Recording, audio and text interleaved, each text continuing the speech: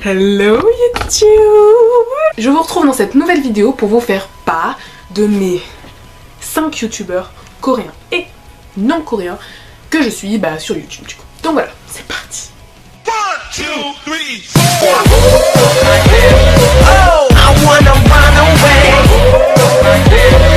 이제봐 좀 놔둘래. 벌써 도망가.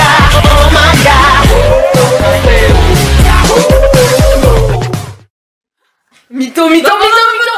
Donc en 5ème place, si je puis dire, parce que bon bref c'est pas vraiment un classement, c'est It's Gina Kim. Donc c'est le nom de sa chaîne YouTube. C'est une vlogueuse donc coréenne qui parle en anglais. C'est une blogueuse fashion, mode, maquillage, etc.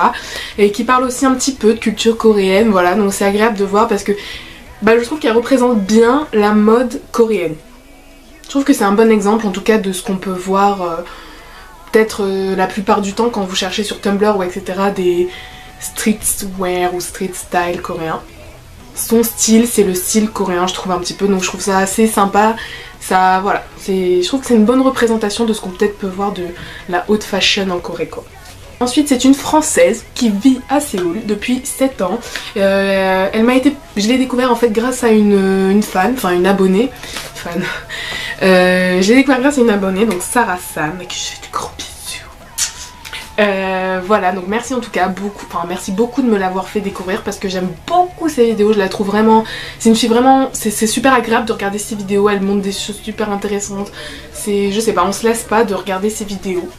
Je sais pas, je peux regarder peut-être 5-6 à la suite sans m'en lasser.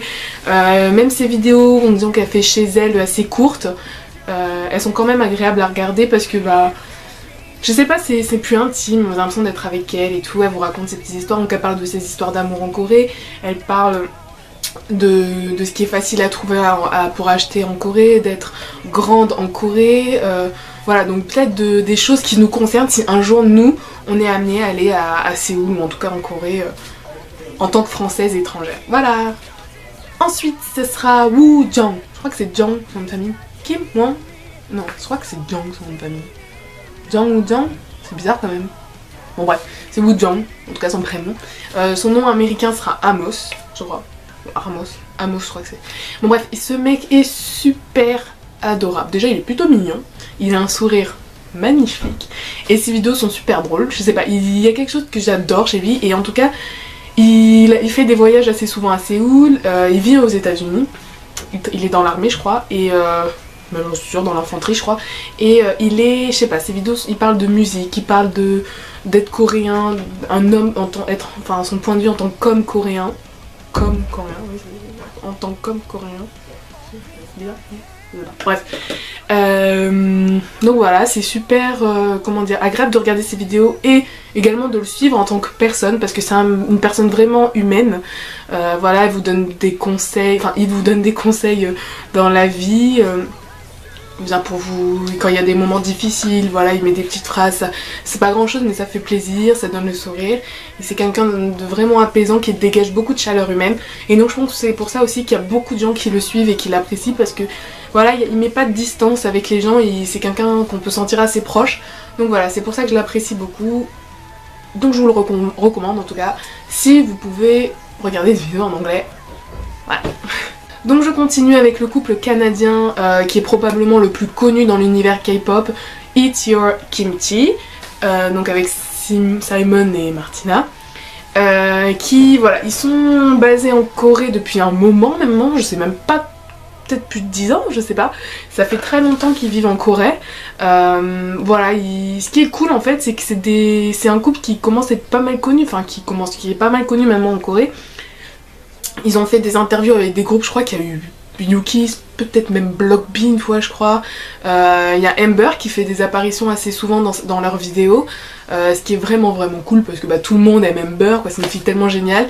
Et donc voilà, ils parlent non seulement de K-pop, mais je crois que d'ailleurs dans mon top 5 c'est peut-être le seul truc qui parle de K-pop. Plus que de la vie en Corée, je sais pas, bref. En tout cas, eux ils parlent K-pop, ils font des vidéos très régulièrement. c'est vraiment une petite entreprise en fait quoi, donc c'est super agréable parce que vous les voyez tout le temps, vous êtes tout le temps au courant. Ils donnent leur point de vue sur plein d'aspects. Récemment, dont je vous avais partagé, c'était un article sur les contrats entre les trainees et les cross compagnies, donc SM, YG ou JYP par exemple, ou même d'autres compagnies en général. Ils donnent leur point de vue sur ça, ils expliquent comment ça se passe, les processus, etc. Donc ça permet de mieux comprendre certains aspects, non seulement de la culture coréenne, mais aussi du monde de l'entertainment et enfin de la K-pop en général quoi.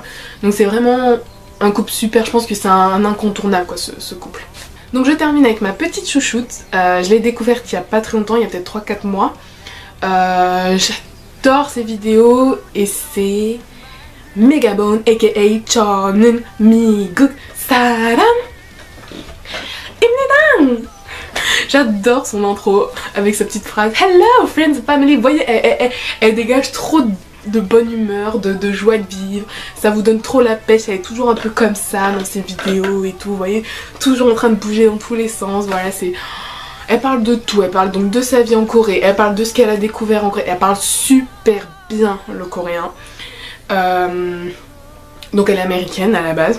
Donc ses vidéos sont en anglais aussi. Je suis désolée, à part Marianne, oh là là, c'est où il y a personne qui parle en français dans les vidéos, dans l'emploi. Je crois que c'est Marianne Olasel, doit être une des seules youtubeuses françaises que je suis qui vit en Corée. Je sais qu'il y en a d'autres, mais que je ne suis pas, ou que je regarde leurs vidéos de temps en temps, mais je les suis pas régulièrement quoi. Bon bref, je parlais de Megabone. Donc voilà, donc ces vidéos sont super agréables, elle est super dynamique, vous vous ennuierez jamais quand vous regarderez ces vidéos si vous les regardez. Personnellement moi c'est un peu mon modèle dans l'univers YouTube en gros quoi. J'aime tout chez elle, sa manière de parler, sa manière de faire ses vidéos, sa manière de présenter. Maintenant on dirait qu'elle a une espèce de petit studio. Elle a fait plusieurs apparitions dans des... dans After School Club pour ceux qui ont la chaîne Alilang. Donc voilà, c'est... comment vous dire? Je sais pas comment vous dire à quel point je suis fan d'elle. Je sais pas, je l'aime trop cette youtubeuse et... Pareil, elle connaît Woojang d'ailleurs, ils se connaissent et ils ont déjà fait quelques vidéos ensemble et donc c'est... Ils ont un peu le même état d'esprit quoi, un peu cool, peace. Et elle vous donne, par exemple une de ses dernières vidéos c'était des astuces en gros pour apprendre le coréen. Et enfin vous voyez, elle fait tout pour aider ses abonnés à préparer leur voyage quand ils arriveront en Corée. Elle donne également des conseils mode et beauté, conformément au style coréen. Donc voilà, je sais pas comment vous... Enfin je sais pas, de toute façon je vous mettrai toutes les chaînes des youtubeurs dont je vous ai parlé. Soit je vous les mets au fur et à mesure, soit je vous les mettrai en description, enfin en tout cas vous pourrez y accéder facilement. Donc voilà pour cette vidéo. En tout cas moi je vous remercie de suivre nos vidéos. On est à plus de 700 likes sur Facebook. On est presque à 300 abonnés sur YouTube, je sais pas vous dire, franchement c'est pas grand chose mais c'est tellement énorme pour moi, je sais pas, je vois les autres youtubeurs qui ont beaucoup plus d'abonnés que nous mais je m'en fiche personnellement. Je suis juste contente qu'il y ait quelques personnes voilà, qui nous regardent nos vidéos, qui postent des commentaires, ça me fait vraiment plaisir, donc je voulais vraiment vous remercier pour ça. Vraiment. Si vous avez des questions, n'hésitez pas à les poster dans les commentaires, à nous suivre sur Facebook et à donner un pouce bleu du coup je crois, donc ils sont bleus maintenant les pouces sur la vidéo. Voilà, moi en tout cas je vous fais de gros bisous, vous m'avez trop manqué et comme dirait Megabone, I will see ya. Dès le premier épisode on a pu remarquer qu'il y avait beaucoup plus de moyens. Ils savaient qu'en faisant venir des fans de YG ils allaient forcément amener des fans de K-pop.